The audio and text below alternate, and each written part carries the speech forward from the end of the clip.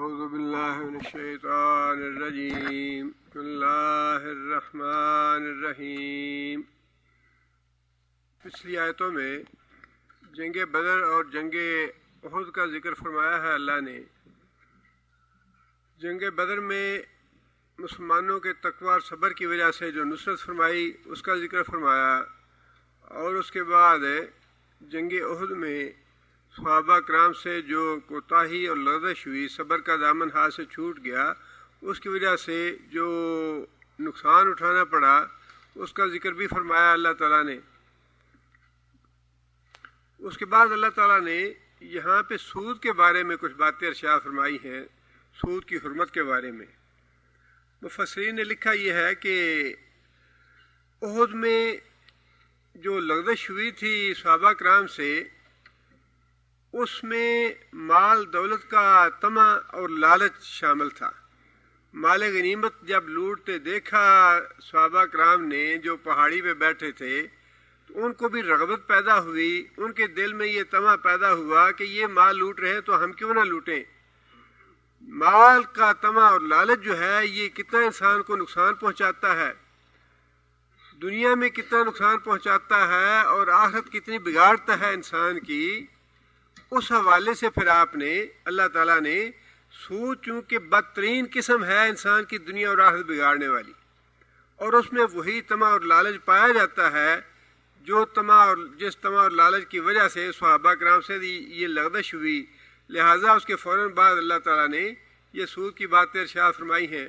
ویسے تو اللہ ہی بہتر جانتے ہیں کہ اصل حکمت کیا ہے، لیکن مفسرین نے ان کا آپس میں ربط یہ قائم کیا ہے کہ احد میں جو لغزش ہوئی مال کی محبت کی وجہ سے تھی، اور مال کی محبت کا جو نقصان اور بعض چیزوں سے ہو سکتا ہے یا سب سے زیادہ جس چیز سے ہو سکتا ہے، اس کا ذکر اللہ تعالیٰ نے ان آیتوں کے بعد فوراً بعد ارشاد فرمایا۔ سود کے بارے میں سورہ بقرہ میں بھی آیات گزر چکی ہیں، ان کو بھی اپنے ذہن میں رکھ لیجئے۔ وہاں اللہ تعالیٰ نے یہ بات ارشاد فرمائی تھی سورہ بقرہ کی 278 میں آیت میں،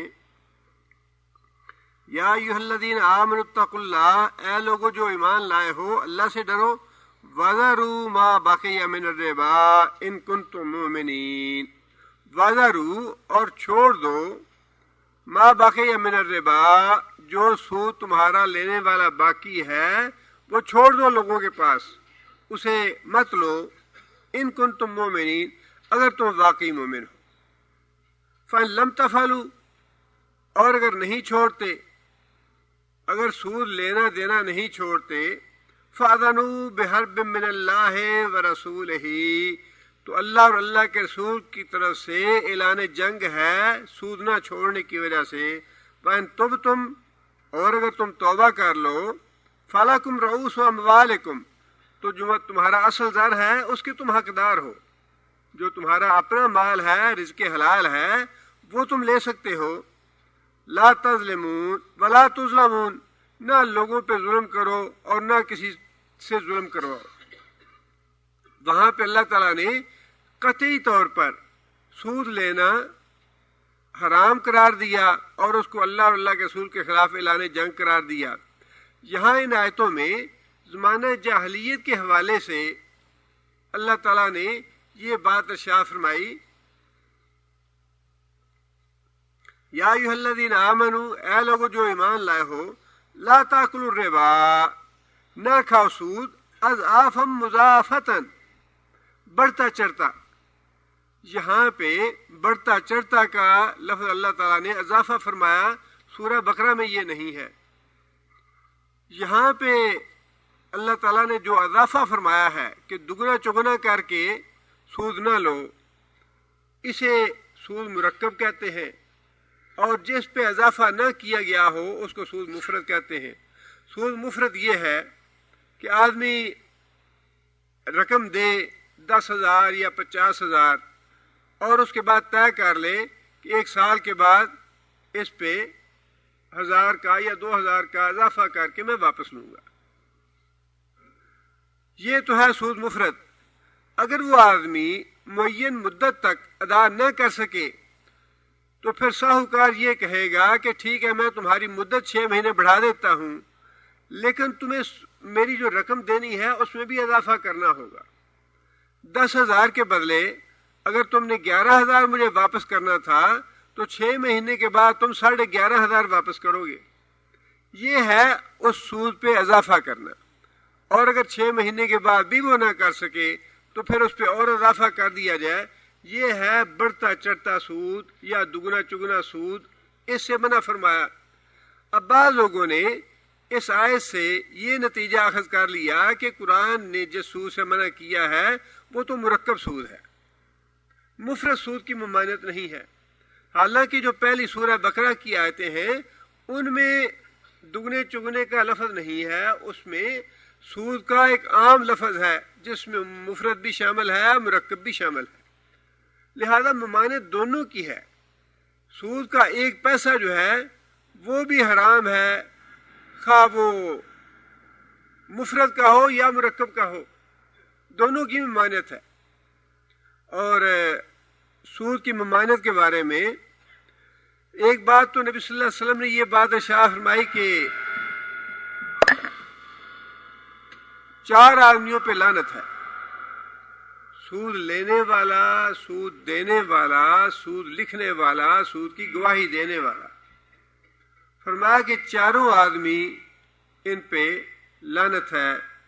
اور دوسری یہ بات ارشاد فرمائی کہ سود والے مال سے برکت ختم ہو جاتی ہے. فرمایا کہ کوئی زیادہ لے یا تھوڑا لے لیکن اس مال سے برکت ختم ہو جاتی ہے. برکت کا مطلب ہے اضافہ. اللہ تعالیٰ کی طرف سے اضافہ مال میں یہ نہیں ہے کہ انسان کو پیسے بہت زیادہ نظر آئے, یہ اضافہ نہیں ہے. یہ تو اضافے کی ایک قسم ہے. اللہ تعالیٰ کی طرف سے برکت یہ ہے کہ انسان ساری زندگی بیمار نہ ہو, صحت مند رہے اور اس کو اپنی صحت پہ ایک پیسہ بھی خرچ نہ کرنا پڑے. اور برکت ختم ہونے کا مطلب یہ نہیں ہے کہ اس کا خزانہ بینک خالی ہو جائے, یہ مطلب نہیں ہے. اس کا مطلب یہ ہے کہ اس کو بیماری ایسی لگ جائے کہ کروڑوں خرچ کرے تو تب بھی اس کو صحت نہ ملے.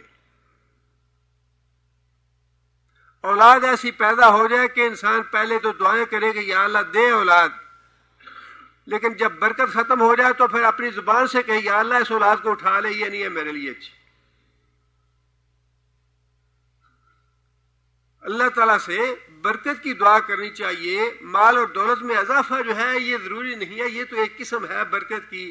رزق حلال زیادہ ہو تو اس میں حرج والی بات کوئی نہیں ہے, لیکن اس میں خیر و برکت کی دعا مانگے اللہ سے کہ یا اللہ خیر و برکت والا مال دے, جس میں اللہ تعالیٰ دوسروں کے حقوق ادا کرنے کی توفیق عطا فرمائے. انسان بخیل اور سانپ بن کے پیسے پہ بیٹھ نہ جائے, اس لیے یہ پیسہ اللہ کی امانت ہے. آگے فرمایا کہ اور نبی صلی اللہ علیہ وسلم نے اس کی سزا بھی بتائی ہے.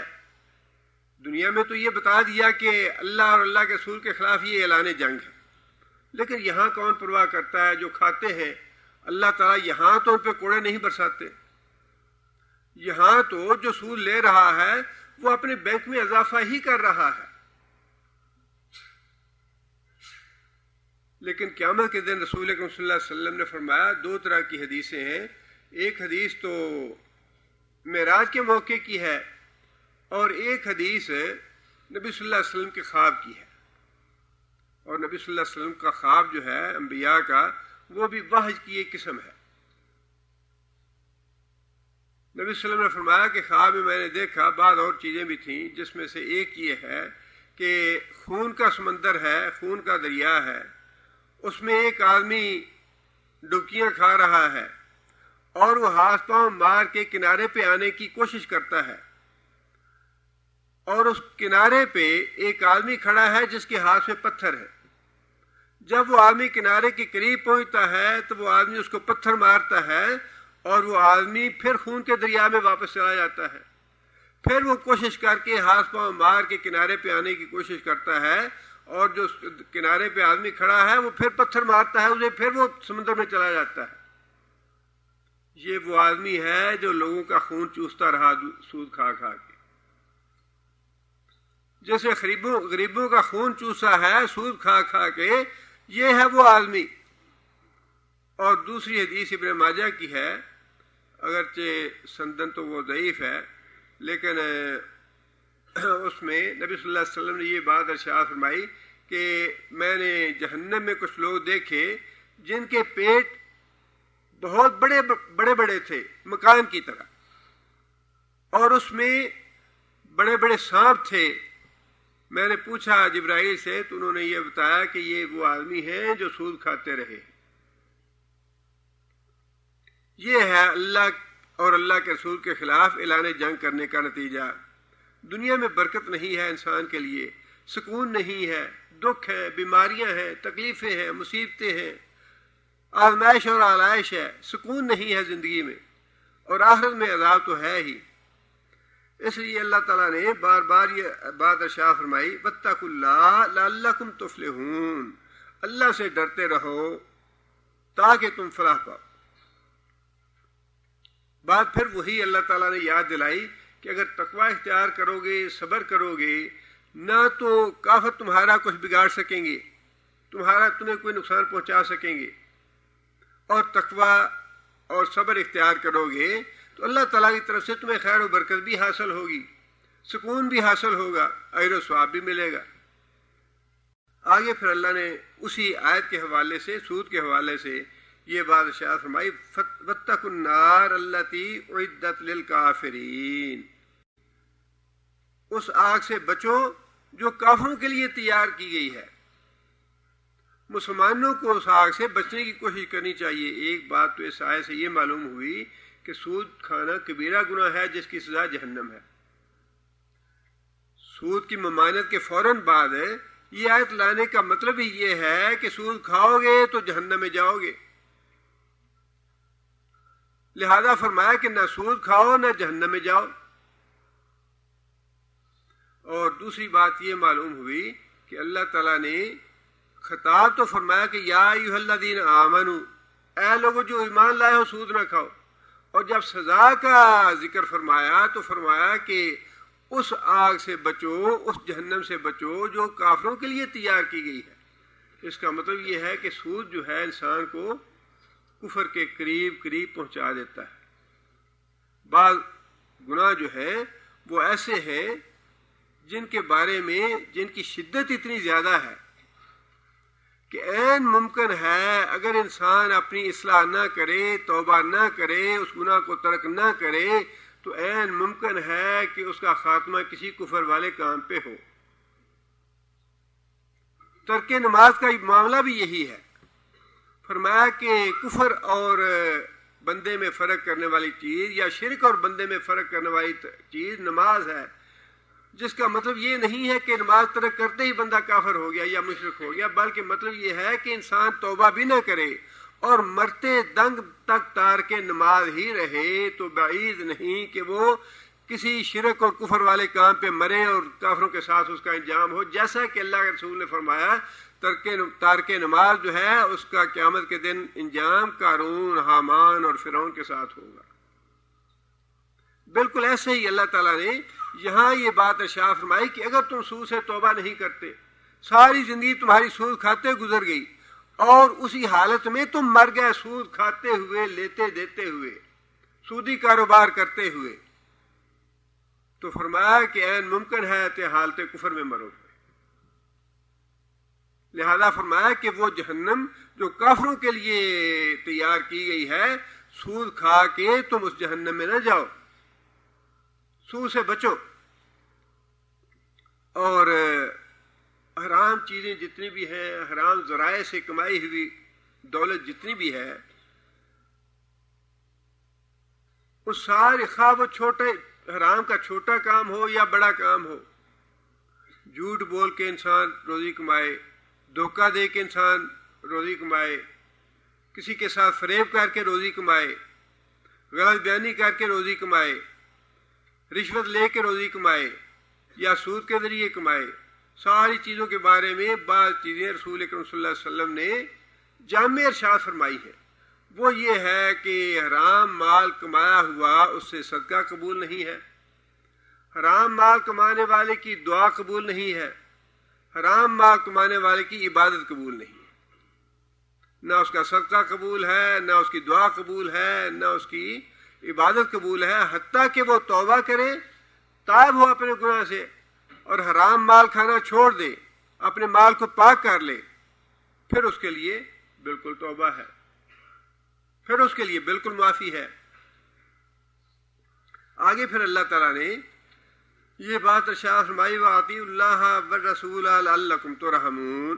سیاق و سباق کے حوالے سے تو اس کا مفہوم یہ ہے کہ سود کھانے کے معاملے میں اللہ اور اللہ کے رسول کی بات مان لو، تمہارا اپنا نقصان ہے، نہیں کھاؤ گے، کھاتے رہو گے اپنا نقصان کرو گے، اور اگر چھوڑ دو گے تو اپنا فائدہ کرو گے۔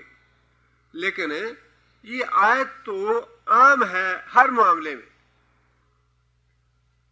سیاق کے حوالے سے تو اس کا معنی یہی ہے کہ سود کا چونکہ ممانعت کا حکم ہے، لہٰذا سود کے معاملے میں حکم یہ ہے کہ اللہ اور اللہ کے رسول جو بات ارشاد فرما رہے ہیں وہ اسے مان لو اور سود نہ کھاؤ۔ لیکن آیت جو ہے وہ عام ہے، اور دو باتیں بڑی اہم ہیں اس میں۔ ایک بات تو یہ ہے لعلکم ترحمون کہ اللہ تعالیٰ کی رحمت کیسے تم حاصل کر سکتے ہو؟ اللہ اور اللہ کے رسول کی اطاعت کے ساتھ۔ اگر اللہ کی رحمت چاہتے ہو تو اللہ کی رحمت حاصل کرنے کی شرط یہ ہے اللہ اور اللہ کے رسول کی اطاعت کرو، اور یہ شرط اور کسی دوسرے انسان کے لیے نہیں ہے، خواہ وہ کس مقام کا ہو اس امت میں، کتنا اونچا آدمی ہو، بزرگ ہو، عالم ہو، فاضل ہو، امام ہو، ولی ہو، شہید ہو، مجاہد ہو، جو بھی ہے ٹھیک ہے اپنی جگہ پہ، لیکن یہ مقام اور کسی کا نہیں ہے کہ اللہ کی رحمت جو ہے وہ مشروط ہو اس کی اطاعت کے ساتھ۔ اللہ رحمت کرے گا لیکن تب کرے گا جب اللہ اور اللہ کے رسول کی اطاعت کرو گے۔ اللہ اور اللہ کے رسول کی اطاعت سے منہ موڑو گے، اللہ کے رسول کے بجائے کسی دوسرے کی بات مانو گے، اللہ کی رحمت سے محروم ہو جاؤ گے۔ اور اللہ کی رحمت تو ایسی ہے کہ انسان کی زندگی کا ایک ایک لمحہ جو ہے وہ اللہ کی رحمت کے بغیر نہیں ہے۔ قبر کا معاملہ ہے وہ اللہ کی رحمت کے بغیر نہیں ہے۔ آخرت کا معاملہ ہے اس کے بارے میں تو اللہ کے رسول نے فرما دیا کہ جب تک اللہ کی رحمت مجھے نہ ڈھانپ لے میں بھی جنت میں نہیں جا سکتا۔ ہر بندہ ہر لمحے اور ہر پل اللہ کی رحمت کا محتاج ہے، اور اس کی شرط اللہ نے یہی لگائی ہے کہ میں رحمت کروں گا تم پہ، لیکن رحمت کروں گا اس شرط کے ساتھ اگر اللہ اور اللہ کے رسول کی اطاعت کرو گے۔ معاملہ بڑا سخت ہے یہ، رسول کو چھوڑ کے کسی دوسرے کا حوالہ بھی اللہ کو گوارا نہیں ہے، رسول کو چھوڑ کے اللہ کو کسی دوسرے کا حوالہ بھی گوارا نہیں۔ اللہ تعالیٰ نے تو اپنے رسول کی اولاد نرینہ فوت کر دی اسی لیے کہ اولاد جو ہے وہ محمد صلی اللہ علیہ وسلم کی پیغمبر کی کہیں امت جو ہے اس کو پیغمبر کا درجہ نہ دے دے، کہ اللہ کے رسول نے بیٹے نے یہ فرمایا ہے، صاحبزادہ صاحب نے فرمایا ہے، صاحبزادے کا حوالہ ختم کرنے کے لیے اللہ نے پیغمبر کے بیٹے بھی اٹھا لیے کہ امت کا عقیدہ خراب نہ ہو جائے۔ اللہ کے رسول کے ساتھ اللہ کو کسی دوسرے کا حوالہ بھی گوارا نہیں ہے کہ اللہ کے رسول کی حدیث ہو، اللہ کے رسول کا حکم ہو، اللہ کے رسول کی سنت ہو، اس کے مقابلے میں انسان دوسرے کا حوالہ دے، نہیں فلاں نے کہا ہے، یا ہمارے مسلک میں یہ نہیں ہے، یا ہمارے مذہب میں یہ نہیں ہے، یا ہمارے مولوی صاحب یا پیر صاحب نے یوں کہا ہے، یہ تو اللہ کو حوالہ بھی گوارا نہیں۔ اطیعوا اللہ و اطیعوا الرسول ولا تبطلوا اعمالکم، اپنے عمل برباد کر لو گے اگر اللہ کے رسول کے علاوہ کسی اور کا حوالہ دو گے تو اعمال برباد ہو جائیں گے۔ دوسری بات یہ ہے کہ سارے قرآن مجید میں جہاں کہیں بھی اطاعت کا معاملہ آیا ہے اللہ تعالیٰ نے دونوں حوالے کیوں دیے ہیں؟ کہیں بھی ایسے نہیں آیا اطیعوا اللہ اور اللہ کے رسول کا نام چھوڑ دیا گیا ہو، اور کہیں بھی ایسا نہیں ہے کہ اطیعوا الرسول کہا گیا ہو اور اللہ کا نام چھوڑ دیا گیا ہو، ایسا تو کہیں بھی نہیں ہے۔ آخر یہ دونوں لازم ملزوم کیوں ہیں؟ اللہ کے رسول جو کچھ اللہ فرمائیں گے اللہ کے رسول نے اس سے الگ تو کچھ نہیں فرمانا۔ اللہ نے خود ارشاد فرما دیا وَمَا يَنْطِقُ عَنِ الْهَوَىٰ إِنْ هُوَ إِلَّا وَحْيٌ يُوحَىٰ کہ محمد صلی اللہ علیہ وسلم تو میری وحی کے بغیر بول ہی نہیں سکتے، نہ ہی کوئی بات کہہ سکتے ہیں، تو پھر ہونا تو یہ چاہیے تھا کہ کافی تھا اللہ کے رسول کا نام لے لیا جاتا. اور ویسے تو شریعت بھیجنے والی اللہ کی ذات ہے, آخری حکم اللہ کا ہے, اللہ کے رسول تو نافرمانی کر نہیں سکتے. اس لحاظ سے تو صرف اللہ کا لفظ آ جاتا اطیعوا اللہ تو وہ بھی کافی تھا.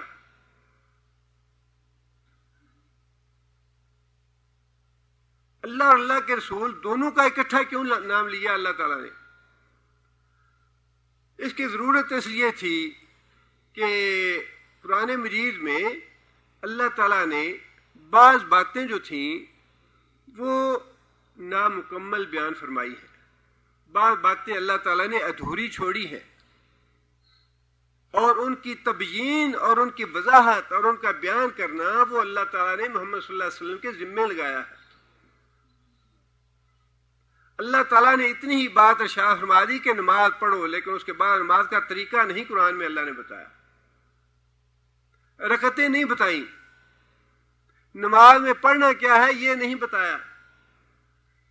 اتنا حکم دے دیا کہ روزے رکھو, روزہ نام کس چیز کا ہے یہ نہیں بتایا, روزے کی پابندیاں کیا ہیں یہ نہیں بتائیں, اس کے باقی جو مسائل ہیں احکام ہیں وہ نہیں بتائے.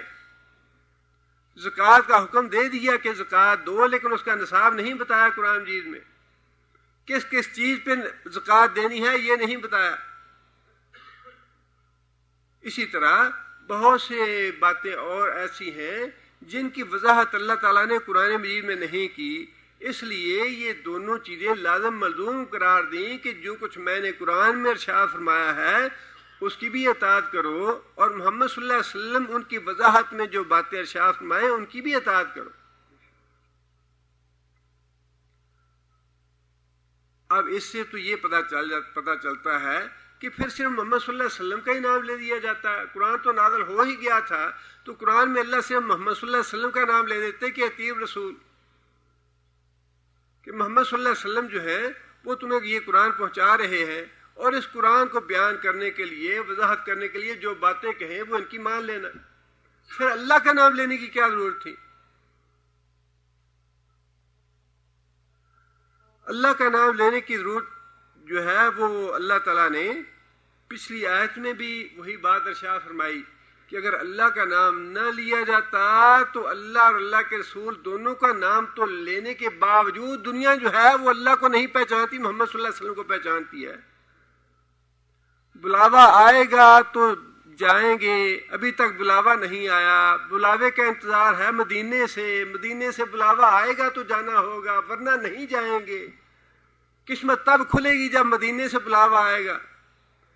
اللہ نے اللہ اور اللہ رسول دونوں کا نام لینے کے باوجود یہ حال ہے کہ لوگ اللہ کو نہیں پہچانتے, محمد صلی اللہ علیہ وسلم کو پہچانتے ہیں. محمد صلی اللہ علیہ وسلم کی بات کرتے ہیں کہ جی ان کی رحمت چاہیے, ان کا کرم ہے تو بات بنی ہے, ان کا کرم رہے گا تو بات بنی رہے گی. نام لینے کے باوجود اللہ کو نہیں پہچانتے, اور اگر اللہ تعالیٰ قرآن میں صرف محمد صلی اللہ علیہ وسلم ہی کا نام لیتے کہ اطیعوا الرسول اطیعوا الرسول اطیعوا الرسول, تو لوگ تو اللہ کو, محمد صلی اللہ علیہ وسلم کو ویسے ہی خدا بنا لیتے. اللہ تعالیٰ نے تو حد بنا دی محمد صلی اللہ علیہ وسلم, اس کے آگے تم نے نہیں آنا. سدرۃ المنتہا تک جا سکتے ہو تم, لیکن سدرۃ المنتہا سے آگے تمہاری حد نہیں ہے. تم ہدایت کی بات تو کر سکتے ہو, ہدایت دینے کے لیے تمہیں بھیجا ہے میں نے, لیکن اس سے آگے تمہیں یہ کہنے کی اجازت نہیں ہے کہ وہ قوم فلاح کیسے پائے گی جس نے اپنے نبی کو زخمی کر دیا. فرمایا کہ لیس لک من الامر شیء, محمد تیری حد پیچھے ہے, اس کے آگے میں ہوں. میری حد میں دخل نہ دینا. میرے جو معاملات ہیں, میری جو صفات ہیں, جو میرے اختیار ہیں, ان میں دخل تمہارا بھی نہیں ہے.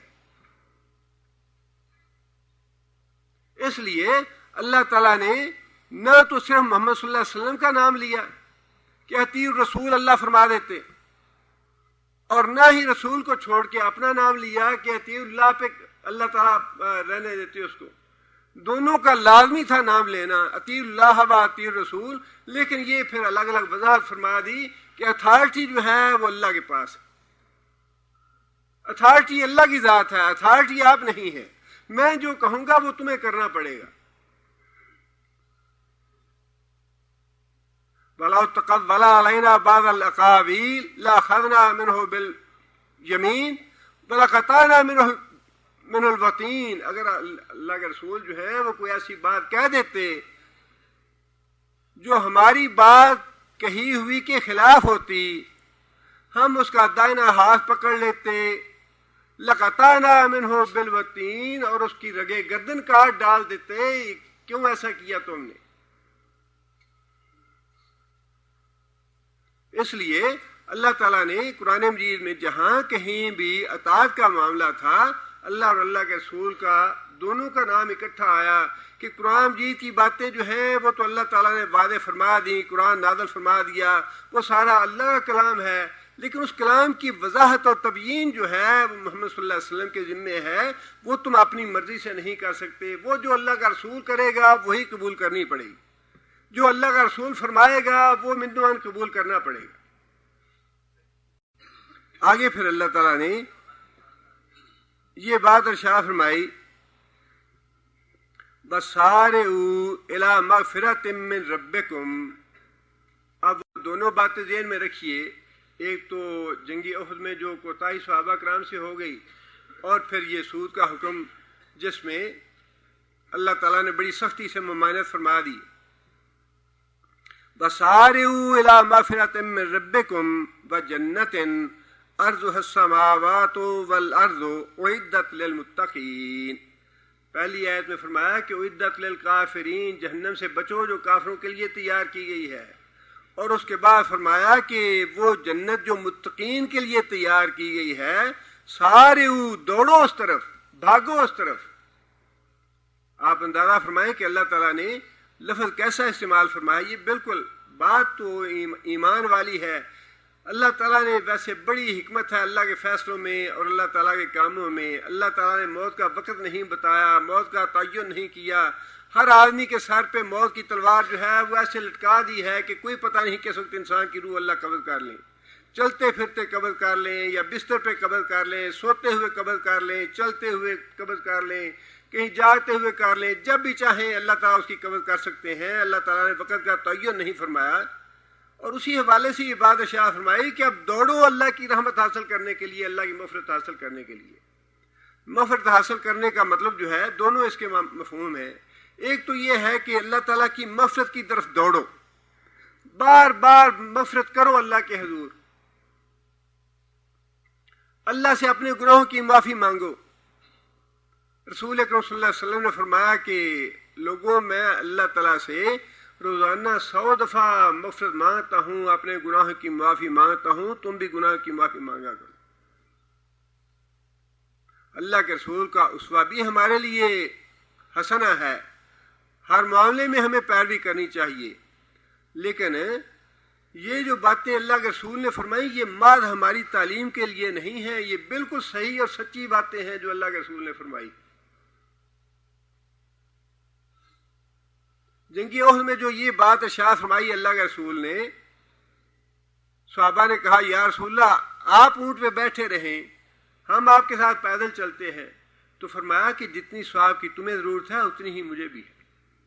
حالانکہ اللہ کے رسول ہے، اللہ نے اگلے پچھلے سارے گناہ معاف فرما دیے ہیں، سید الانبیاء ہیں، سرور عالم ہیں. لیکن اس کے باوجود فرمایا کہ مجھے بھی تمہاری طرح میں اجر سے، ثواب سے اپنے آپ کو محروم نہیں کرنا چاہتا. جتنی تمہیں ضرورت ہے اتنی ہی مجھے بھی ہے. اور فرمایا کہ میں دن میں 100 مرتبہ اللہ سے اپنے گناہوں کی معافی مانگتا ہوں، تم بھی اللہ سے گناہوں کی معافی مانگا کرو.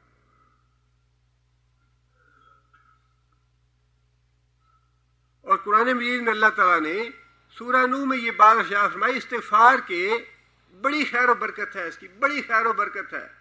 فَقُلْتُ اسْتَغْفِرُوا رَبَّكُمْ إِنَّهُ كَانَ غَفَّارًا. میں نے انہیں کہا کہ اپنے رب سے استغفار کرو، تمہارا رب بڑا بخشنہار ہے، تمہارے گناہ معاف کرے گا. وَيُرْسِلِ السَّمَاءَ عَلَيْكُمْ مِدْرَارًا.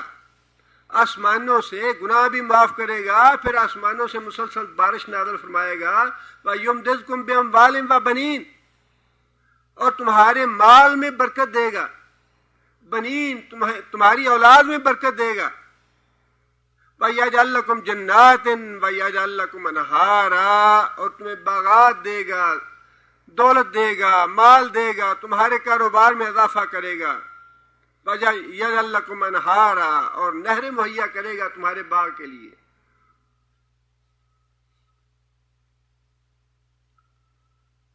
سب سے آسان کلمہ وہ تو یہی ہے، انسان استغفر اللہ کہتا رہے، یہ بھی استغفار ہے۔ اور اگر انسان مسنون الفاظ کہے تو سنت کا ثواب بھی ہے، استغفار کا ثواب بھی ہے۔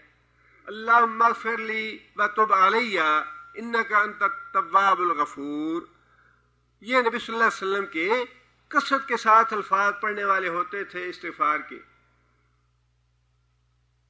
اور نبی صلی اللہ علیہ وسلم نے فرمایا کہ اگر کوئی آدمی یہ کلمے کہے استغفر اللہ الذی لا الہ الا هو الحی القیوم واتوب الیہ، فرمایا کہ وہ آدمی اگر میدان جنگ سے بھاگا ہوا ہے تو اللہ اس کو بھی معاف کر دے گا۔ ایسے کلمے ہیں استغفار کے۔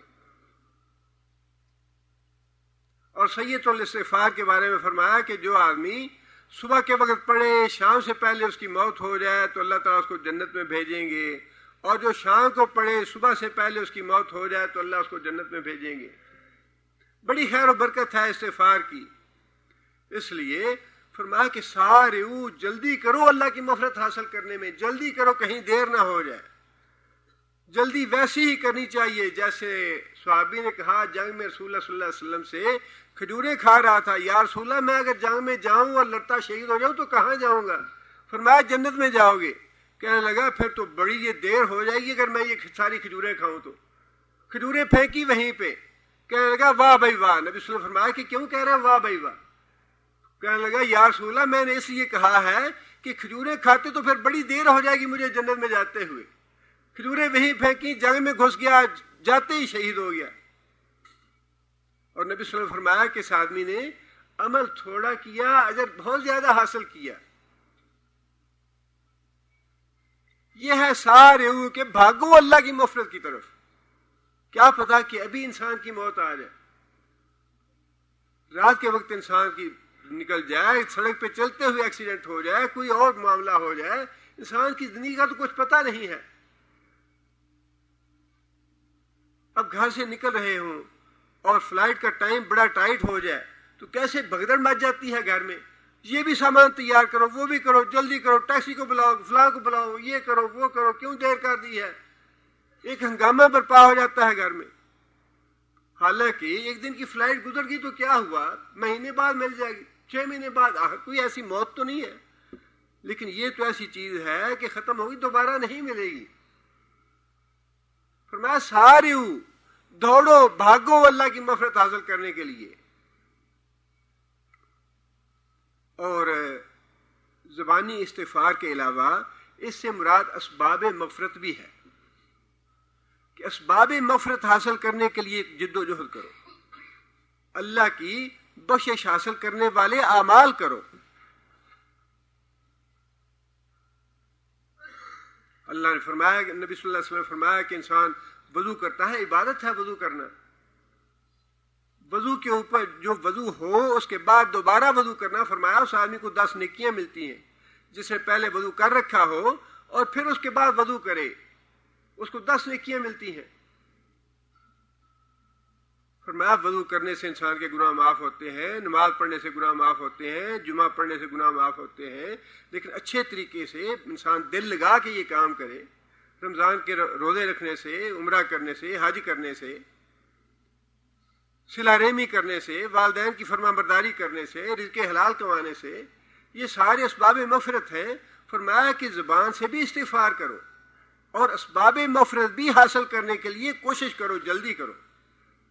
آگے فرمایا کہ من ربکم، اپنے رب کی طرف سے، بجنت، اور اللہ کی جنت حاصل کرنے کے لیے بھی جلدی کرو۔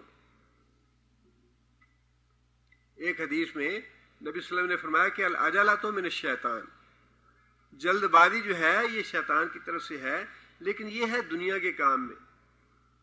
دنیا کے کاموں میں جلدی نہیں کرنی چاہیے، سکون سے اور اطمینان سے معاملات طے کرنے چاہیے، جلدی میں طے نہیں کرنے چاہیے۔ لیکن دین کے معاملے میں حکم یہ ہے کہ تاخیر نہ کرو۔ دین کے معاملے میں حکم یہ ہے کہ نیکی کا ارادہ کر لیا تو فوراً اس نیکی پہ عمل کرو، بھاگو نیکی کی طرف، دوڑو نیکی کی طرف، اس میں تاخیر نہ کرو۔ اور جنت کی طرف دوڑنے سے پہلے اللہ تعالیٰ نے مغفرت کی طرف دوڑنے کا حکم دیا ہے، اس لیے کہ جنت میں گندے اور گناہ گار لوگ نہیں جا سکیں گے۔ جنت میں تو وہی جائیں گے جو گناہوں سے پاک اور صاف ہو جائیں گے، اس لیے فرمایا کہ پہلے اپنے آپ کو گناہوں سے پاک صاف کرو، جنت میں جانا ہے تو۔ جنت میں جانے کے لیے گناہوں سے اپنے آپ کو پاک صاف کرو، گناہوں سے پاک صاف کرو گے تو پھر اس کے بعد جنت کا مرحلہ آئے گا۔ لہذا پہلے ذکر فرمایا استغفار کا کہ اللہ کے حضور استغفار کرو، اپنے گناہ معاف کراؤ، اس کے بعد فرمایا کہ اب جنت کی طرف بھی جاؤ۔ فرمایا کہ عرض السماوات والارض، اس کا عرض جو ہے کتنا ہے؟ زمین اور ساتوں آسمان جیسا۔ زمین اور ساتوں آسمان جو ہے وہ اس کی چوڑائی میں آ جاتے ہیں۔ اب یہ زمین اور آسمان کی چوڑائی کا مفہوم کیا ہے؟ مفہوم اس کا یہ ہے، جب ہم یہ کہتے ہیں کہ رب المشرق والمغرب، تو اس کا کیا مطلب ہے کہ اللہ تعالیٰ صرف مشرق اور مغرب کا رب ہے، جنوب اور شمال کا نہیں ہے۔ اس کا مطلب یہ ہے مشرق اور مغرب کے الفاظ جو ہیں یہ پوری کائنات کو محیط ہے۔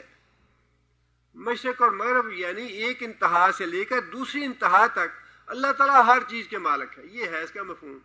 صرف مشرق کا اور مغرب کا لفظ مطلوب نہیں ہے یہاں۔ اسی طرح یہاں جو اللہ تعالیٰ نے یہ بات ارشاد فرمائی کہ اس کا عرض جو ہے زمین و آسمان جو ہے اس میں سما جاتے ہیں اس کے عرض میں، اس کا مطلب یہ ہے کہ جس طرح تم لوگ زمین آسمان کی پیمائش نہیں کر سکتے، زمین آسمان کی پیمائش کوئی کر سکتا ہے؟ انسان کے بس کی بات نہیں ہے، اللہ ہی جانتا ہے ان کی وسعت کتنی ہے۔ انسان خواہ کتنا بھی ترقی کر لے، ابھی تک انسان، زمین تو انسان کے پاؤں کے نیچے ہے، لیکن زمین کی وسعت جو ہے وہ انسان نہیں کر سکا۔ سمندر کی ایسی بہت سی جگہیں ایسی ہیں جن کی ابھی تک پیمائش نہیں ہو سکی۔ ہاں جی، اتنے میل ہم نیچے چلے گئے لیکن اس کے بعد ابھی تک آگے پتہ نہیں کتنا سمندر ہے۔ زمین و آسمان کی پیمائش کرنا انسان کے بس کی بات نہیں ہے۔ اسی طرح مطلوب یہ ہے اس آیت سے کہ جنت کی جو چوڑائی ہے وہ اتنی ہے کہ تم پیمائش نہیں کر سکتے اس کی۔ زمین و آسمان اس میں سما سکتے ہیں اس کی چوڑائی میں، اور اگر اس کا عرض اور چوڑائی اتنی ہے تو اس کی جو لمبائی ہے، اس کا جو طول ہے، وہ تو انسان کا تصور میں بھی نہیں آ سکتا، انسان اس کا سوچ بھی نہیں سکتا۔ لہذا فرمایا کہ اس جنت کے لیے دوڑو، اس جنت کے لیے کوشش کرو، بھاگو اس جنت کے لیے۔ عرض السماوات والارض، جس کا عرض زمین و آسمان جتنا ہے، جیسا ہے، اعدت للمتقین، جو تیار کی گئی متقی لوگوں کے لیے۔ اللہ کے رسول نے یہ بات ارشاد فرمائی کہ جنت جو ہے، ساری مخلوق جب جنت میں چلی جائے گی تو جنت میں جگہ پھر بھی بچ جائے گی۔ آپ اندازہ لگائیے کہ کروڑ سال سے اللہ کے نیک بندگے، متقی اور انبیاء، صلحاء، علماء، فضلاء، اور قیامت تک کتنے ہوں گے، کتنی تعداد ہوگی، ان کی اللہ ہی بہتر جانتے ہیں۔ لیکن ان سارے لوگوں کے جنت میں چلے جانے کے باوجود نبی صلی اللہ علیہ وسلم نے فرمایا کہ جنت میں جگہ بچ جائے گی، اور اللہ تعالیٰ ایک نئی مخلوق پیدا فرمائیں گے اپنی جنت بھرنے کے لیے۔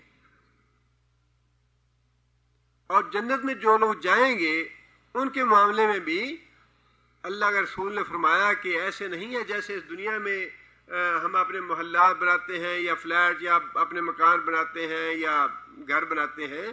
فرمایا کہ آخری آدمی جب جنت میں جائے گا، اللہ تعالیٰ اس کو معاف کر کے جنت میں بھیجنا چاہیں گے تو اللہ تعالیٰ سے پوچھیں گے کہ بتاؤ تمہیں جنت میں کتنی جگہ چاہیے، اور وہ بندہ جو ہے شرمندہ ہو کے ہنسنا شروع کر دے گا کہ یا اللہ تو رب العالمین ہے اور مجھ سے مذاق کرتا ہے۔ دنیا ساری چلی گئی جنت میں اور ہر ایک نے جنت میں جگہ جا کے اپنی سنبھال لی, اور تو مجھے اب پوچھتا ہے کہ جنت میں کتنی جگہ چاہیے تجھے. انسان کی عقل جو ہے وہ اتنی ہی ہے. اس دنیا میں بھی انسان کو یہ سمجھنا چاہیے کہ انسان ہم سے زیادہ احمق اور بیوقوف کوئی نہیں ہے. بات وہ مان لینی چاہیے جو اللہ اور اللہ کے رسول نے فرمائی ہے, ہماری اس کھوپڑی میں آئے یا نہ آئے. انسان کی عقل اللہ نے خود فرمایا ہے کہ وما اوتیتم من العلم الا قلیلا, میں نے بڑا تھوڑا علم دیا ہے تمہیں, اور اسی میں آزمائش ہے ہماری کہ ہم اپنے آپ کو احمق اور بیوقوف سمجھتے ہیں یا نہیں سمجھتے, یا اپنے آپ کو بڑا کھڑپینچ اور بڑے عقل مند اور بڑے دانا سمجھتے ہیں. اللہ کا مقابلہ کرتے ہیں اللہ کے رسول. نہیں جی نہیں, یوں ہونا چاہیے تھا. یہ بات اللہ نے ایسے کیوں فرمائی, رسول اللہ صلی اللہ علیہ وسلم یہ ایسے کیوں فرمائی, اچھا جی یہ تو یوں بھی ہو سکتا ہے, یہ تو اس لیے تھا تو ایسے بھی ہو سکتا ہے. یہ ساری باتیں بے ایمانی کی ہیں, ایمان کی نہیں ہیں. قدم قدم پہ اللہ کے رسول نے فرمایا, جو باتیں اللہ کے رسول نے فرمائی ہے نا, اب آج تو یہ ماننے کو کوئی تیار نہیں کہ اللہ تعالیٰ نے فرمایا کہ عورت ناقص العقل ہے, ناقص العقل ہے. اب ذرا کسی عورت کو کہہ کے دیکھے تو فوراً گلے چڑھ جائے گی. یہ پتہ نہیں ہے کہ اللہ کے رسول کی بات ہے یہ, اور اللہ کے رسول نے جو بات ارشاد فرمائی ہے یہ 100% سچ ہے. آپ ذرا بات کہہ کے دیکھیں کسی اخبار میں یا کسی تقریر میں یا کسی خطبے میں, پورا ملک جو ہے وہ آپ کی جیسے کھکھر میں ہاتھ ڈال دیتے ہیں ویسے پورا ملک جو ہے وہ آپ کے پیچھے پڑ جائے گا, یہ تم نے کیا کہا ہے. اور اچھے بھلے پڑھے لکھے لوگ جو ہیں نہیں مساوات ہے, عورتوں مرد برابر ہیں آپس میں. وہاں بھی انسان یہی سوچے گا کہ یا اللہ جنت تو ساری بھر گئی ہے, میرے لیے کیا جنت میں جگہ باقی بچی ہوگی. اللہ فرمائیں گے کہ تو تمنا تو کر. انسان پھر کہے گا یا اللہ تو آپ مجھ سے مذاق کرتے ہیں. اللہ فرمائے گا کہ جتنی دنیا تھی, جتنی دنیا ہے, کیا اتنی جگہ لے کے خوش ہو جاؤ گے. دنیا جتنی ہے کیا جنت میں اتنی جگہ لے کے خوش ہو جاؤ گے. انسان کہے گا ہاں یا اللہ. اللہ فرمائیں گے کہ جا جتنی دنیا ہے اتنی جگہ اور اس سے 10 گنا اور بھی زیادہ تمہیں دے کے جنت میں بھیجتا ہوں. یہ ہے آخری آدمی جنت میں جانے والا. اللہ نے ایسے ہی نہیں یہ بات ارشاد فرمائی کہ اس کی جو عرض ہے اس میں زمین و آسمان سما جاتے ہیں سارے کے سارے, 7 آسمان اور ساری زمینیں ساری اس کی چوڑائی میں سما جاتی ہیں, اور اس کے طول کا تو کوئی اندازہ نہیں ہے. فرمایا اعدت للمتقین, میں نے اپنے متقی پرہیزگار فرما بردار اور جو مجھے راضی رکھنے والے خوش کرنے والے لوگ ہیں ان کے لیے میں نے تیار کر رکھی ہے. یہ آگے پھر اللہ فرماتے ہیں, یہ اللہ تعالیٰ نے جو پیچھے سے مضمون چلا آ رہا ہے صبر اور تقوی کا, اسی حساب سے اللہ تعالیٰ صبر کرنے والے اور متقی لوگوں کی صفات اب ہمیں بتا رہے ہیں کہ کن لوگوں کے لیے, کون سے وہ متقی لوگ ہیں جن کے لیے میں نے جنت تیار کی ہے. اعدت للمتقین, متقی لوگوں کے لیے جنت تیار کی گئی. آگے ان کی وضاحت ہے, ان کی صفات اللہ نے بیان فرمائی کہ کون سے متقی لوگ ہیں جو مجھے پسند ہیں, جو مطلوب ہیں اللہ کو. فرمایا کہ الذین ينفقون فی السراء والضراء, سب سے پہلے وہی مال خرچ کرنے کی بات اللہ تعالیٰ نے ارشاد فرمائی. مال سے بڑی محبت ہے انسان کو, مال کی وجہ سے انسان بڑے جرائم کرتا ہے. اب اللہ تعالیٰ معاف کرے, پاکستان کے لوگ جو ہیں انہیں تو بڑا اچھی طرح اندازہ ہے کہ پاکستان کا جو حال اب ہو چکا یہ کس وجہ سے ہوا, ساری لوٹ مار کی وجہ سے. پورے ملک کی مشینری جو ہے, پورے ملک کی مشینری صرف ایک آدمی کے جرائم کے تحفظ کے لیے لگی ہوئی ہے 4 سال سے. ایک آدمی کے ڈاکہ اور چوری اور حرام مال کو تحفظ دینے کے لیے پورے ملک کی مشینری 4 سال سے لگی ہوئی ہے. عدالت بیچاری بے بس ہے. ایسا حرام مال ہے, یہ جائے گا کہاں؟ آج مرتا ہے کل مرتا ہے یا 100 سال بعد مرے, کتنا جی لے گا؟ اور اس کا حشر تو کتنے لوگوں کا حشر اپنی آنکھوں سے دیکھ لیا, اور کتنے ٹن سونے انہوں نے جمع کرائے ہوئے تھے بینکوں میں. کیا حشر ہوا ان کا؟ کیا کوئی عبرت نہیں ہے اس دنیا میں ہمارے لیے؟ یہ تو سرائے عبرت ہے. دنیا جو ہے عبرت حاصل کرنے کا مقام ہے. ہماری آنکھوں کے سامنے ساری باتیں ہو رہی ہیں, لیکن اس کے باوجود اتنا انسان احمق ہے اور اتنا انسان کھوپڑی میں بات آتی نہیں ہے کہ جب تک انسان کے خود کوڑا انسان کے اوپر نہ برسے انسان سمجھتا ہے کہ نہیں میں تو بچا ہوا ہوں, یہ باقی کے لوگوں کے ساتھ معاملہ ہو سکتا ہے, میرے ساتھ نہیں ہوگا. یہ انہو لحب الخیر لشدید کہ انسان جو ہے بہت زیادہ محبت کرتا ہے مال سے.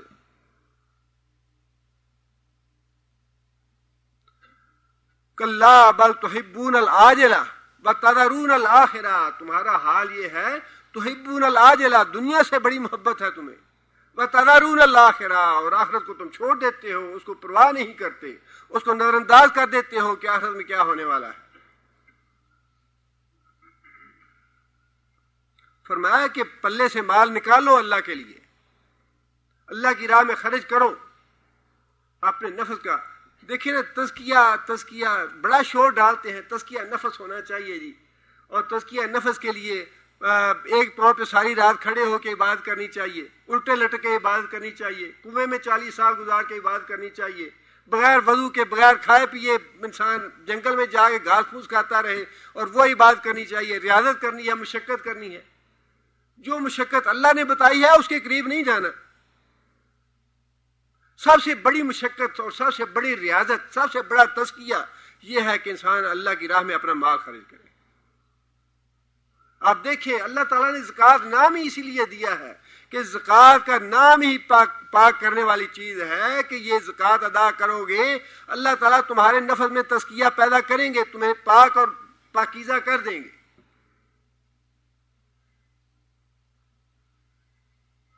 اور جتنے بھی اس طرح کے تزکیہ کرنے والے صوفیاء ہیں ان کے جا کے بینک بیلنس دیکھیں, ان کے جا کے خزانے دیکھیں, ان کے گھروں میں جا کے جو سونے کی منٹیں دبی ہوئی ہیں وہ نکال کے دیکھیں تو پتہ چلے گا تزکیہ نفس کیا ہے.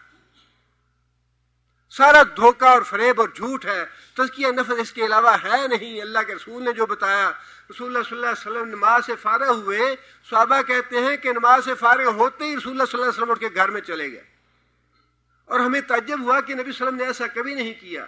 نبی صلی اللہ علیہ وسلم واپس تشریف لائے, صحابہ نے پوچھا کہ یا رسول اللہ کیا معاملہ ہوا؟ فرمایا کہ میرے گھر میں سونے کے چند درہم یا چاندی کے چند درہم پڑے تھے اور مجھے اس بات کا فکر ہوا کہ کہیں میری زندگی میں یہ صدقہ نہ ہو, میری موت ہو جائے. میں گھر میں گیا تھا, جا کے صدقہ کرایا ہوں اس کو.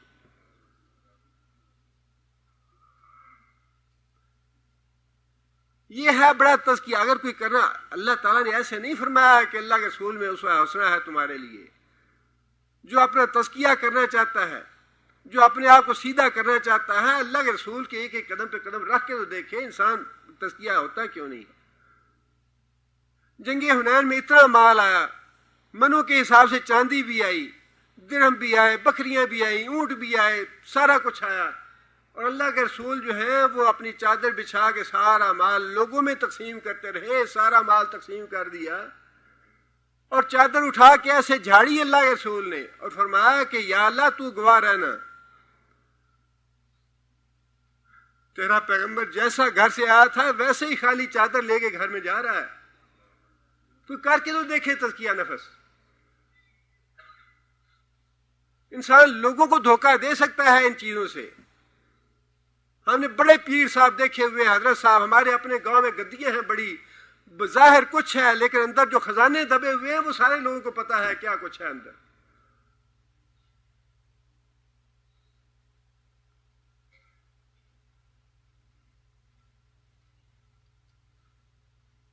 آدمی آیا مانگنے کے لیے, رسول اکرم صلی اللہ علیہ وسلم کے پاس کچھ نہیں تھا. نبی صلی اللہ علیہ وسلم فرمایا کہ بیٹھ جا.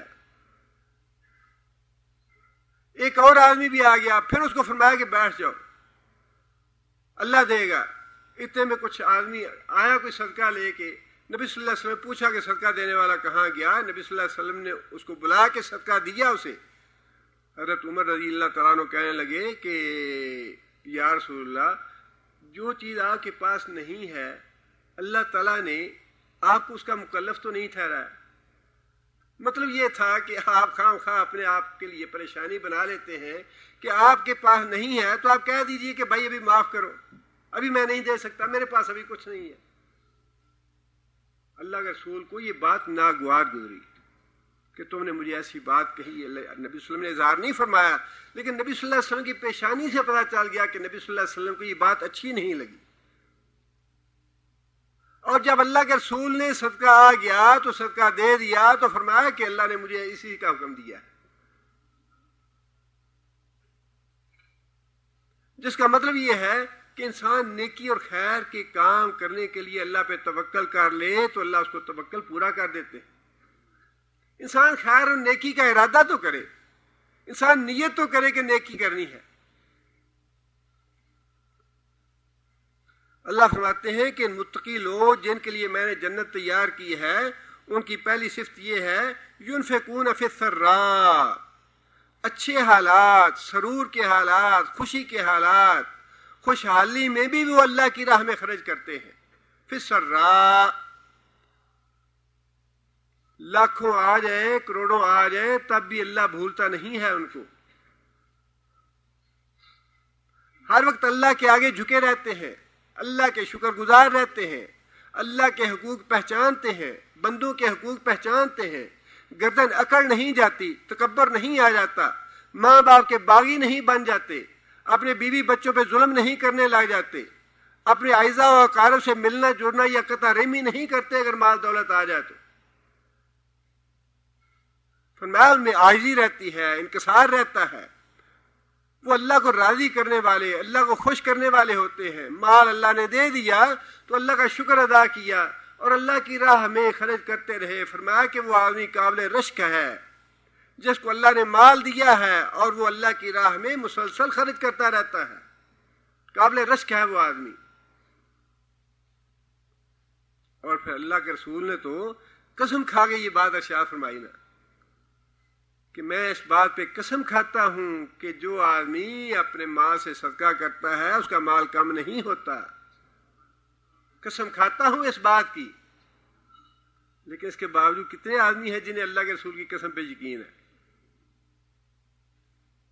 پیسہ نکالنا پڑے یا کوئی چندے کی اپیل ہو، کسی کو دینا پڑے،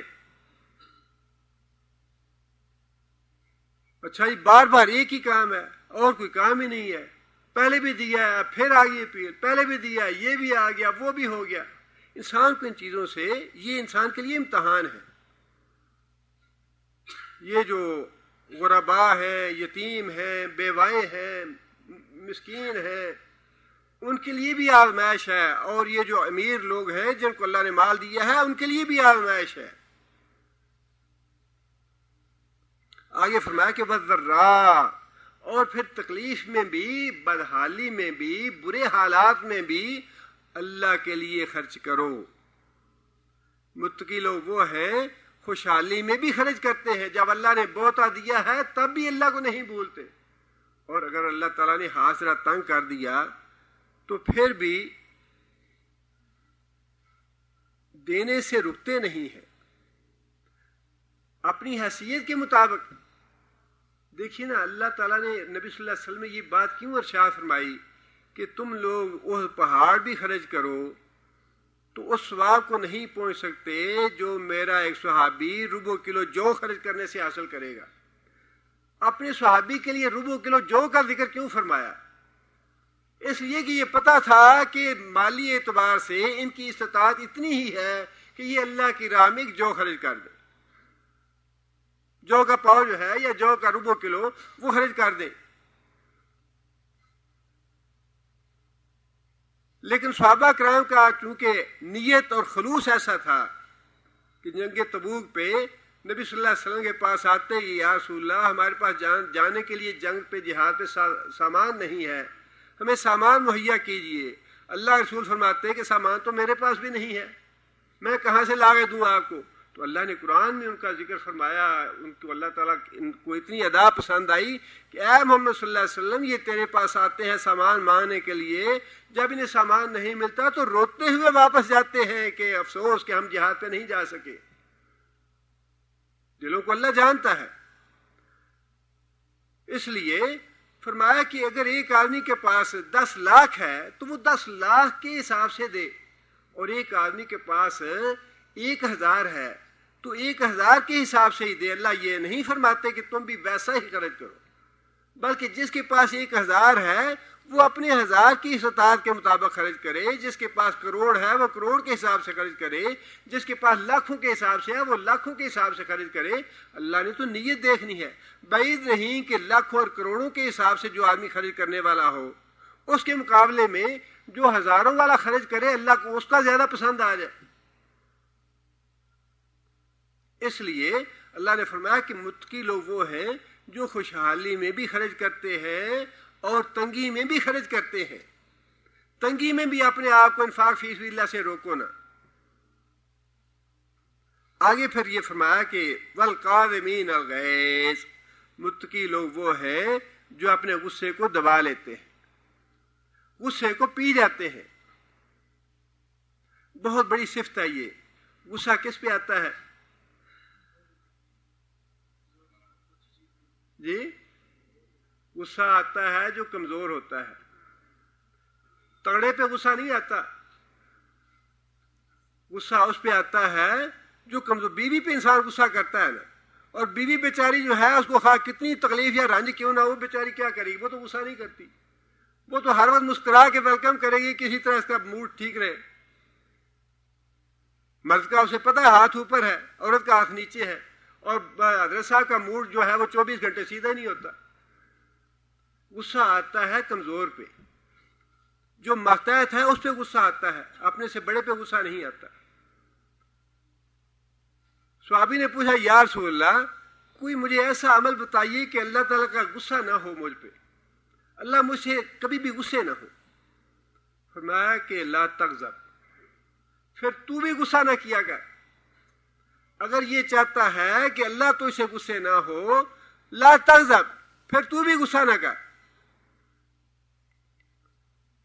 ایک آدمی نے آگے پوچھا یا رسول اللہ کوئی ایسا عمل بتائیے کہ میں جنت میں چلا جاؤں۔ نبی صلی اللہ علیہ وسلم نے اس کو بھی یہی بات ارشاد فرمائی کہ لا تغضب، غصہ نہ کیا کر۔ اور ایک آدمی نے نبی صلی اللہ علیہ وسلم سے عرض کی یا رسول اللہ مجھے کوئی نصیحت فرمائے۔ فرمایا لا تغضب، غصہ نہ کر۔ اچھا یا رسول اللہ کوئی اور؟ فرمایا لا تغضب۔ وہ عرض کرنے لگا یا رسول اللہ اچھا کوئی اور نصیحت؟ فرمایا لا تغضب۔ 3 دفعہ نبی صلی اللہ علیہ وسلم نے ایک ہی بات ارشاد فرمائی کہ غصہ نہ کیا کر۔ اور یہ بات بھی اللہ کے رسول نے فرمائی، اس کی وجہ صرف یہی ہے کہ غصہ جو ہے وہ کمزور پہ آتا ہے۔ کمزور کے ساتھ شفقت کا معاملہ کرنا چاہیے، کمزور کے ساتھ محبت اور درگزر کا معاملہ کرنا چاہیے۔ اپنے بیوی بچوں کے لیے خاص اللہ نے فرمایا کہ اگر تم ان سے درگزر کرو، ان کو معاف کرو تو تمہارے لیے بہتر ہے۔ یہ تعدیب کرنی چاہیے، ادب سکھانا چاہیے، ضرورت کے وقت ڈانٹنا چاہیے، اور کنٹرول رکھنا چاہیے اپنے گھر پہ۔ زیادہ خرچ نہ ہو، فضول خرچی نہ ہو، گندے کام نہ ہو، کوئی برا کام نہ ہو گھر میں، نماز کی پابندی کرنے والے ہوں، صدقہ خیرات دینے والے ہوں گھر میں، بیوی بچے نیک کام کرنے والے ہوں۔ برائی سے انسان کو غصہ آنا چاہیے، لیکن یہ جو غصہ ہے جس کی ممانعت فرمائی گئی بار بار، وہ ہے جو انسان ایسے بلا وجہ کمزور پہ غصہ نکالتا ہے۔ فرمایا کہ وہ آدمی جو اپنے غصے کی وجہ سے انتقام لینے پہ قادر ہو، ظاہر ہے کمزور پہ غصہ آئے گا تو انسان کمزور سے انتقام لینے پہ قادر ہے، بدلہ لے سکتا ہے اس سے۔ فرمایا کہ جو آدمی انتقام لینے پہ قادر ہو، اپنے غصے کو دبا لے، قیامت کے دن اللہ تعالیٰ اس کو اس کا اختیار دیں گے سارے لوگوں کے سامنے کہ جو بھی حور تمہیں پسند ہے اس کا انتخاب کر لو۔ حالانکہ حوروں کے بارے میں اللہ کے رسول نے بڑی باتیں ارشاد فرمائی ہیں کہ اس کا ایک دوپٹہ جو ہے وہ دنیا مافیا کی ہر چیز سے زیادہ قیمتی ہے۔ فرمایا کہ اگر ایک دفعہ جھانک لے تو مشرق و مغرب سارے روشن ہو جائے۔ بڑی باتیں فرمائی کہ 70 یا 72 جو ہے لباس پہننے ہوگی اور حور جنت کی، اور 70-72 لباسوں کے اندر سے اس کی پنڈلی کا جو ہڈی کا گدا ہے وہ نظر آ رہا ہوگا۔ یہ ساری باتیں اس کے باوجود فرمایا کہ اللہ تعالیٰ جو آدمی انتقام لینے پہ قادر ہو لیکن اپنے غصے کو دبا لے، انتقام نہ لے. اور آج جتنے بھی ہمارے لڑائی جھگڑے قتل و غارت ہوتی ہے اور جتنے بھی یہ جادو ٹونے ٹوٹکے اور یہ سب کچھ کرتے ہیں، یہ حسد و انتقام کی وجہ سے کرتے ہیں، بدلہ لینے کے لیے. فرمایا جو آدمی انتقام نہ لے اللہ تعالیٰ اس کو انتخاب حور کرنے کا موقع عطا فرمائیں گے قیامت کے دن. والقادمین الغیظ، متقی لوگوں کی تیسری نشانی یہ ہے کہ وہ غصے کو دبا لیتے ہیں. اور آگے فرمایا والعافین عن الناس، عافین معاف کرنے والے. ایک تو غصے کو دبانے کی کیا صورت یہ ہے کہ انسان وقتی طور پہ غصے کو دبا لے لیکن دل سے بات نہ گوائے.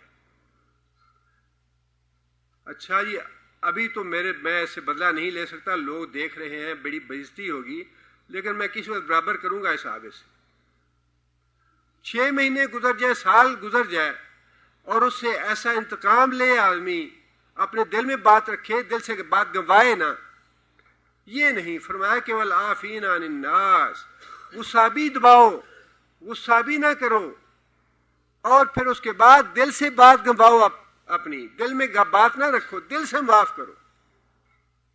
اور اللہ کے رسول نے اس بارے میں یہ بات ارشاد فرمائی ہے کہ میں اللہ کی قسم کھا کے کہتا ہوں کہ جو آدمی دوسرے کو معاف کرے اللہ اس کی عزت میں اضافہ کرتا ہے. میں قسم کھا کے یہ بات کہتا ہوں کہ جو آدمی دوسرے کو معاف کرے اللہ اس کی عزت میں اضافہ کرتا ہے. اور ایک حدیث میں اللہ کے رسول نے یہ بات ارشاد فرمائی کہ تم دوسروں کو معاف کرو تاکہ اللہ تم کو معاف کرے. جو دوسروں کو معاف کرے گا اللہ اس کو معاف کرے گا. اس لیے فرمایا کہ جو متقی لوگ ہیں ان کی تیسری چوتھی نشانی یہ ہے والعافین عن الناس. حضرت ابوبکر صدیق رضی اللہ تعالیٰ عنہ کے بارے میں مشہور واقعہ ہے. حضرت عائشہ رضی اللہ تعالیٰ عنہ پہ جب تہمت لگی تو حضرت ابوبکر صدیق کا ایک رشتہ دار تھا جس کو حضرت ابوبکر صدیق وظیفہ دیتے تھے، اس کو بھی غلط فہمی ہو گئی حضرت عائشہ رضی اللہ تعالیٰ عنہ کے بارے میں، اور وہ بھی ان لوگوں میں شامل ہو گیا جنہوں نے حضرت عائشہ رضی اللہ تعالیٰ عنہ پہ بہتان کو سچ سمجھ لیا. جب معاملہ ختم ہو گیا اللہ تعالیٰ نے وحی نازل فرما دی اور حضرت عائشہ رضی اللہ تعالیٰ عنہ کی برات کر دی، تو حضرت ابوبکر صدیق رضی اللہ تعالیٰ عنہ نے اس کا وظیفہ بند کر دیا اپنے رشتہ دار کا، اس کی اس غلطی کی وجہ سے. اب یہ تو وہ لوگ تھے جو اللہ تعالیٰ کی نگاہ میں تھے اور اللہ تعالیٰ نے ان کو نمونہ بنانا تھا ہمارے لیے. اللہ تعالیٰ نے قرآن مجید میں حضرت ابوبکر صدیق رضی اللہ تعالیٰ عنہ کے بارے میں یہ آیت نازل فرما دی الا تحبون ان یغفر اللہ لکم، الا تحبون ان یغفر اللہ لکم، کیا تمہیں یہ پسند نہیں کہ اللہ تمہیں معاف کرے. اور وہ لوگ بھی ایسے تھے قربان جائے ان لوگوں پہ، وہ جب بات سنتے تھے تو فوراً پتہ چل جاتا تھا کہ بات کس کی ہے. یہ حضرت ابوبکر صدیق نے جیسے ہی یہ آیت سنی نبی صلی اللہ علیہ وسلم کی زبان سے فوراً ہی کھٹک گئی کہ یہ تو بات میری ہو رہی ہے. ہم تو سارا قرآن پڑھ جاتے ہیں، کبھی یہ محسوس ہی نہیں کیا کہ اللہ ہم سے مخاطب ہے. جو باتیں اللہ کے رسول نے صحابہ سے کہیں کہ بھئی یہ کرو یہ کرو یہ کرو، وہ ٹھیک ہے مخاطب صحابہ بھی ہیں لیکن اس میں مخاطب تو ہم بھی ہیں کہ بھئی تم بھی ایسا کرو. افشوا السلام واتموا الطعام واصلوا الارحام وصلوا باللیل والناس نیام. یہ ساری باتیں کس کے لیے ہیں؟ اس کے مخاطب ہم ہیں. قرآن مجید کی ساری باتوں کے مخاطب ہم ہیں. ہونا تو یہ چاہیے کہ جیسے ہی انسان آیت پڑھے، آیت سنے کوئی، حدیث سنے کوئی، فوراً انسان اپنا جائزہ لے کے فوراً فیصلہ کرے کہ یہ اس میں میرے والی کون سی بات ہے.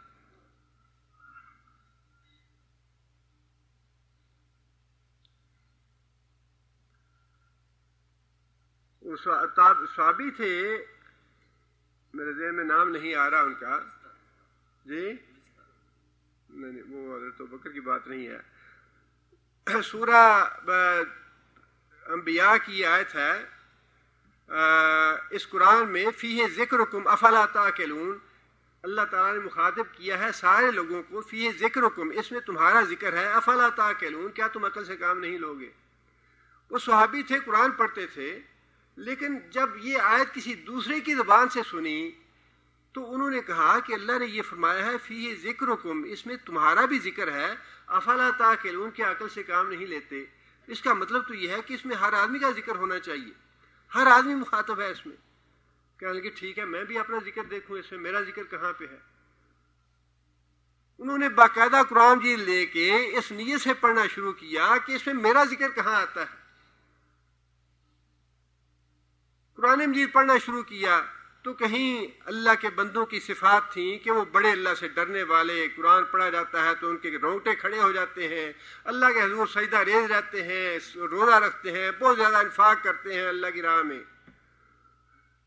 کہنے لگے کہ یہ جو بہت زیادہ اللہ کے فرما بردار اور اللہ کو راضی کرنے والے, میں تو گناہ گار انسان ہوں, میرا تو ان میں شمار نہیں ہوتا. اور پھر کہیں جو گناہ گار لوگ تھے, اللہ کا انکار کرنے والے, اللہ کو جھٹلانے والے, رسول کے خلاف جنگ کرنے والے اور رسول کے نافرمان, ان کا ذکر آیا. تو پھر کہنے لگے کہ اللہ کا شکر ہے کہ میں ایمان تو لایا ہوں اللہ کے رسول پہ, لیکن میں ایسا تو نہیں ہوں کہ اللہ کا نافرمان اور اللہ کا انکار کرنے والا یا رسول کا انکار کرنے والا ہوں, میرا ذکر تو ان میں بھی نہیں ہے. پھر بعض جگہ پہ ایسے لوگوں کا ذکر پڑا جس میں اللہ تعالیٰ نے یہ بات ارشاد فرمائی کہ میرے کچھ بندے ایسے ہیں جو نیکیاں کرتے ہیں اور ان نیکیوں کے ساتھ کچھ گناہ بھی, ان کے ملے جلے اعمال ہیں, نیکیاں بھی ہیں اور ان کے اعمال برے بھی ہیں, اور جب ان کو برائی کا احساس ہوتا ہے, گناہ کا احساس ہوتا ہے تو وہ مجھ سے استغفار کرتے ہیں, توبہ کرتے ہیں. جب یہ آیتیں انہوں نے پڑھی تو کہنے لگے کہ ہاں واقعی اللہ نے میرا بھی ذکر کیا ہے اور میں اللہ کا شکر کرتا ہوں کہ اللہ نے مجھے قرآن میں بھلایا نہیں. میں گناہ گار تو ہوں لیکن اللہ پہ ایمان رکھتا ہوں, رسول پہ ایمان رکھتا ہوں, اور جب کوئی گناہ ہوتا ہے توبہ استغفار بھی کرتا ہوں, جتنی اللہ توفیق دے اتنی نیکی کی بھی کوشش کرتا ہوں. ہاں واقعی میرا بھی اللہ نے ذکر کیا. انسان کو قرآن اور حدیث پڑھتے ہوئے جائزہ لے کے سمجھنا چاہیے کہ میں اس میں کس حد تک مخاطب ہوں اللہ اور اللہ کے رسول کا. حضرت ابوبکر صدیق کو فوراً یہ بات محسوس ہو گئی کہ یہ بات تو اللہ تعالیٰ نے مجھے مخاطب فرمائی ہے. فوراً ہی حضرت ابوبکر اللہ تعالیٰ کہنے لگے کہ ہاں یا اللہ بلا کیوں نہیں, ہم تو چاہتے ہیں کہ اللہ ہمیں معاف کرے, اور میں نے بھی معاف کیا مصر. دوبارہ اس کا وظیفہ پھر شروع کر دیا. فرمایا کہ متقی لوگوں کی چوتھی علامت یہ ہے عافین عن الناس, کے لوگوں کو معاف کر دینے والے ہیں. آگے فرمایا کہ واللہ یحب المحسنین, واللہ اور اللہ تعالیٰ یحب محبت کرتا ہے, پیار کرتا ہے, کن سے؟ محسنین, ایسے ہی نیک عمل کرنے والوں سے. جو یہ نیک عمل کرنے والے ہیں اللہ ان سے محبت کرتا ہے, اللہ ان سے پیار کرتا ہے. اللہ تعالیٰ غصہ بھی کرتے ہیں, اللہ محبت بھی کرتے ہیں, اللہ نفرت بھی کرتے ہیں. اور اللہ نے بتا دیا ہے کہ کون اللہ کے غصے والے کام ہیں, کون اللہ کے نفرت والے کام ہیں, کون سے کام اللہ کے محبت والے اور اللہ کے پیار کرنے والے کام ہیں. فرمایا کہ اللہ کی راہ میں خرچ کرو, خواہ تم پہ اچھا حال ہو یا برا حال ہو, اور اپنے غصے کو دبا کے رکھو اور کمزور لوگوں کو معاف کر دیا کرو, اللہ تم سے محبت کرے گا. انشاءاللہ اگلی آیت درس شروع کریں گے. سبحان ربک رب العزت عما یصفون.